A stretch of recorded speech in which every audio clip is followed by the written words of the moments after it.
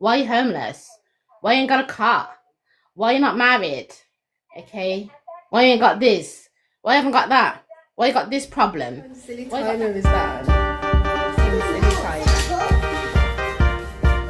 So, I have my Lifestyle Chav Chat channel doing my most to explain to you under millennials, Gen Zers, why so many of us Gen Xers are such brokies, okay, with so many problems, okay, that you can't seem to understand. So this is me breaking it down for you, okay? Part 2 of the discrepancies, the differences between Gen Xers and Gen Zs, okay? This part 2. So yeah, another thing, the financial crisis of 2008, which was 16 years ago now, before many of you Gen Zs were even born. A lot of you are wondering, okay, you Gen Xers, why you got so many problems? Why are you homeless? Why you don't have this? Why you don't have that? Gen Xers, okay, people 40, 50, 60 upwards, okay? Many of us, yeah, okay, we did own our own homes, okay? And we lost the homes, okay, which is why we don't now still own our own home. And the reason for this is in 2008, there was a financial crisis. Actually, there was a global financial crash, which if you're very much interested, you can go and Google, do some research about Andrew Sachs, SACHS, okay, they called it the Sachs Gate, the Sachs Crisis, okay. And what happened prior to that year,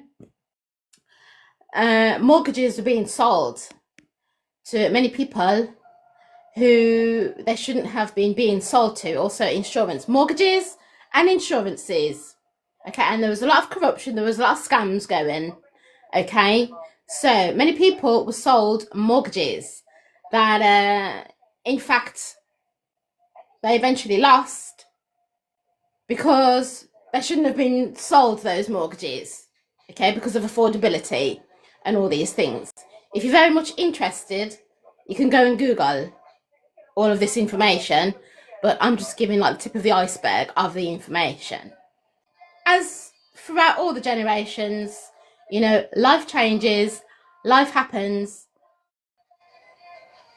Gen Xers who happen to get on the property ladder and buy a house, if they lost their house, as time moves on, as it does, they found it difficult at a later stage to get onto the property ladder, okay? Because as I said, you know, things move on.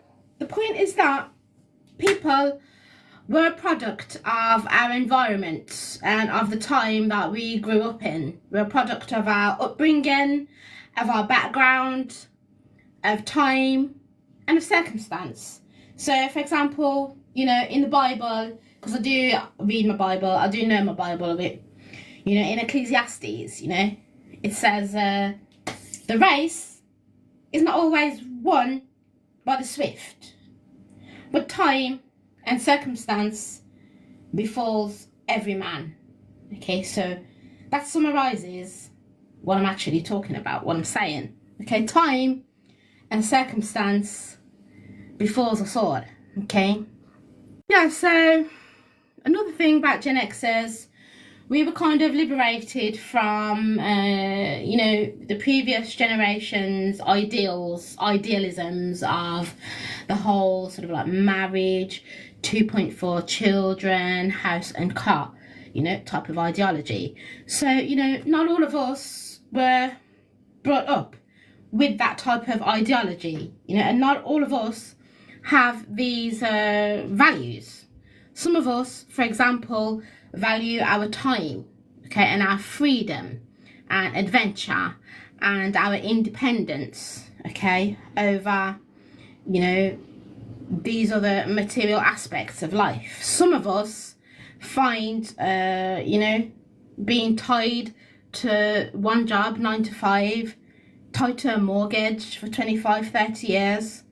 We don't all have these values, okay? Some of us value other things over these things, okay? You know, and yeah, so I was talking about in our generation. I'm talking on behalf of people sort of this Gen Xer age bracket, 40s, 50s, you know, and upwards and beyond. Okay, some of us, for example, you know, at this time, you know, maybe around the 80s, 90s, there was like one of these global shift things happening where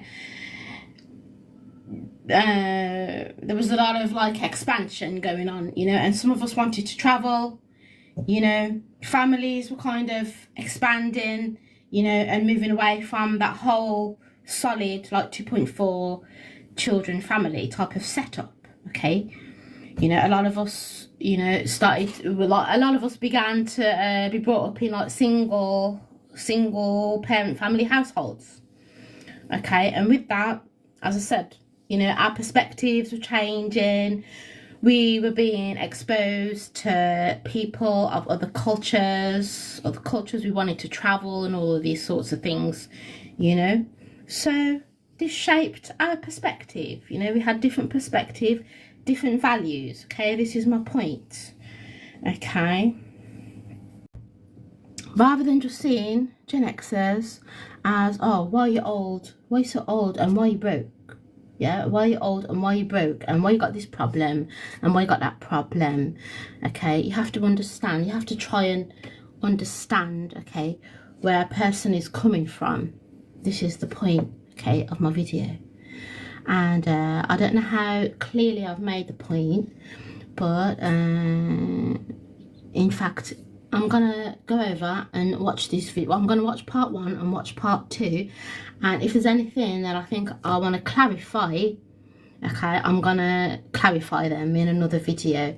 But similarly, likewise, if you have any comments or anything to say about anything I've brought up in part 1, part 2 of these videos, please do leave a comment. Also subscribe, like the video, leave a comment. I actually genuinely would like to know what any Gen Zs, what you have to say about this topic, or any millennials or anybody of the other older generations. I would genuinely really love to hear your opinion and what you have to say about what I'm saying right now.